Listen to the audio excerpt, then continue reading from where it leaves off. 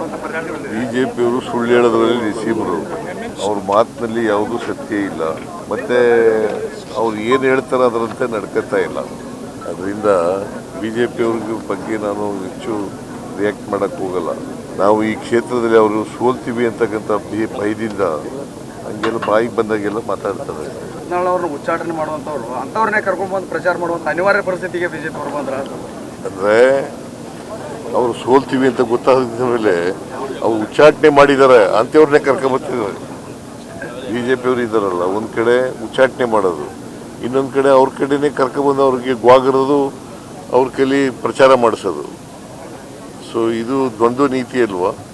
ಹೀನಾಯ ಸ್ಥಿತಿಗೆ ಇಷ್ಟೊಂದು ಹೀನಾಯ ಸ್ಥಿತಿಗೆ ತಲುಪ್ತಾ ಅಂತ ಉಚ್ಚಾಟನೆ ಮಾಡೋದು, ಅವ್ರ ಬೈ ಮಾತು ಅವ್ರನ್ನೇ ಕರ್ಸೋದು. ಬಿಜೆಪಿ ಯಾವಾಗ ಹೀನಾಯ ಸ್ಥಿತಿಯಲ್ಲೇ ಕರ್ನಾಟಕದಲ್ಲಿ ಇರೋದು. ಸರ್, ಕೇಂದ್ರ ಲೋಕಸಭೆ ಸ್ಥಾನಗಳನ್ನು ಒಂದು ಹೆಚ್ಚಿಗೆ ಮಾಡಿ ಇದನ್ನು ಮಾಡ್ತಾ ಇದೆ ಸರ್, ಅದಕ್ಕೆ ರಾಜ್ಯಕ್ಕೆ ಏನು ಲಾಭ ಆಗ್ತಾ ಇದೆ? ನಾನು ಹೆಚ್ಚಿಗೆ ಮಾಡಬಾರ್ದು ಅಂತ ಹೇಳಲ್ಲ, ಜನಸಂಖ್ಯೆಗೆ ಅನುಗುಣವಾಗಿ ಮಾಡಬೇಕು. ಬಟ್ ಅದರಲ್ಲಿ ಮಲ್ತಾಯಿ ಧೋರಣೆ ಇರಬಾರ್ದು. ದಕ್ಷಿಣದ ರಾಜ್ಯಗಳಿಗೆ ಕಡಿಮೆ ಮಾಡೋದು, ಉತ್ತರ ರಾಜ್ಯಗಳಿಗೆ ಜಾಸ್ತಿ ಮಾಡೋದು, ಆ ಥರ ಎಲ್ಲ ಮಾಡೋಕ್ಕೆ ಹೋಗ್ಬಾರ್ದು. ಎಲ್ಲ ಯೂನಿಫಾರ್ಮ್ ಆಗಿ ಇರಬೇಕು.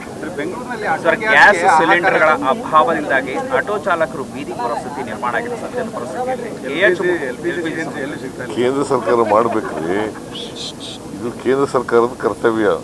ಗ್ಯಾಸು ಸಿಲಿಂಡರ್ಗಳನ್ನ ಕೊಡ್ತಕ್ಕಂಥದ್ದು ಕೇಂದ್ರ ಸರ್ಕಾರದ ಕರ್ತವ್ಯ, ರಾಜ್ಯ ಸರ್ಕಾರದ್ದಲ್ಲ. ರಾಜ್ಯ ಸರ್ಕಾರ ವಿತರಣೆ ಮಾಡೋದಷ್ಟೇ.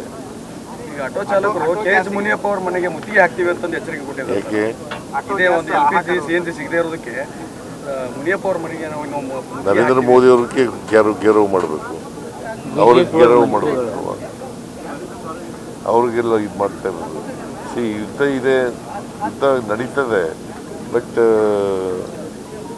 ಇವರು ಗ್ಯಾಸ್ ಸಿಲಿಂಡರ್ಗಳನ್ನ ಪೂರೈಕೆ ಮಾಡ್ತಕ್ಕಂಥವ್ರು ಕೇಂದ್ರ ಸರ್ಕಾರ. ಎರಡು ಉಪಚುನಾವಣೆಗಳ ಫಲಿತಾಂಶ ರಾಜ್ಯ ರಾಜಕಾರಣದ ಮೇಲೆ ಪರಿಣಾಮ ಬೀರುತ್ತೆ ಅಂತ ವಿಜೇಂದ್ರ ಹೇಳ್ತಾ ಇದ್ದಾರೆ. ಸ್ಥಾನದ ಮೇಲೆ ಪರಿಣಾಮ ಬೀರುತ್ತೆ ಅಂತೇಳಿ ವಿಜೇಂದ್ರ ಅವರು ಹೇಳ್ತಾ ಇದ್ದಾರೆ. ನಾವು ಗೆಲ್ತೀವಲ್ಲ, ಪರಿಣಾಮ ಹೇಗೆ ಬೀರ್ತದೆ? ಎರಡೂ ಕಡೆ ನಾವು ಗೆಲ್ತೀವಿ.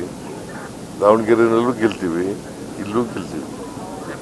ವಿ ಸೋಮಣ್ಣ ಅವರು ಇಲ್ಲಿ ಕಾಂಗ್ರೆಸ್ ಅಭ್ಯರ್ಥಿ ಸೋಲ್ತಾರೆ ಅನ್ನುವಂಥ ಬೈಕ್ಗೆ CM ಅವ್ರನ್ನ ಕರೆಸಿ 5 ದಿನ ಇಲ್ಲಿ ಟಿಕಾಣಿ ಓಡಿಸುವಂಥದ್ದು ಅಸಹ್ಯಕರ ಅಂತೇಳಿ ವಿ ಸೋಮಣ್ಣ ಅವರು. ಸರ್, ಅವ್ರಿಗೆ ಕ್ಯಾಂಪೇನ್ ಮಾಡಲಿಕ್ಕೆ ಸಮಯ ಇಲ್ಲ, ಅವ್ರು ಸೋಲ್ತೀವಿ ಅಂತ ಗೊತ್ತಾಗಿದೆ. ಅದಕ್ಕೋಸ್ಕರ ಸೋಮಣ್ಣ ಬರ್ತಾ ಇಲ್ಲ ಇಲ್ಲಿಗೆ.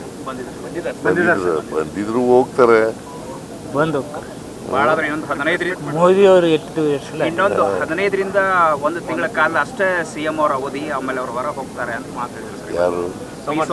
ಸುದ್ದಿಗೋಷ್ಠಿ. ಸೋಮಣ್ಣ ಹೈಕಮಾಂಡ, ಕಾಂಗ್ರೆಸ್ ಹೈಕಮಾಂಡ್ ಏನು ನಮ್ಮ ಹೈಕಮಾಂಡ್ ಏನು ತೀರ್ಮಾನ ಮಾಡ್ತಾರೆ ಅದರ ಪ್ರಕಾರ ನಡ್ಕೊಳ್ಳೋದು. ಸೋಮಣ್ಣ ಯಾರು? BJPನಲ್ಲಿ ಇರ್ತಕ್ಕಂಥ ಕೆಲಸ ಇಲ್ಲದೆ ಇರ್ತಕ್ಕಂಥ ಮಂತ್ರಿ.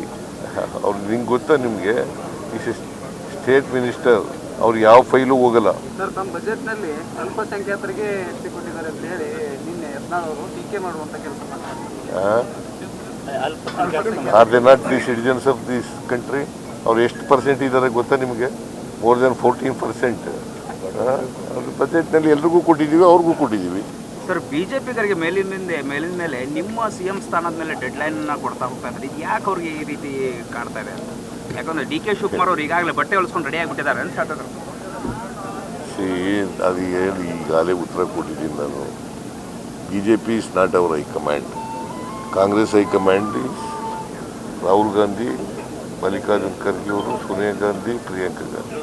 ಎರಡು ಕ್ಷೇತ್ರದಲ್ಲಿ ಅಧಿಕಾರ ಮತ್ತು ಹಣದ ದುರುಪಯೋಗದಿಂದ ಗೆಲ್ಲುವಂಥ ಏನಾದ್ರು ಅಧಿಕಾರ ದುರುಪಯೋಗ ಮಾಡ್ಕೊಂಡಿದ್ರೆ ಅದು BJP ಅವರು, ಹಣ ದುರುಪಯೋಗ ಮಾಡ್ಕೊಂಡಿದ್ರೆ BJP.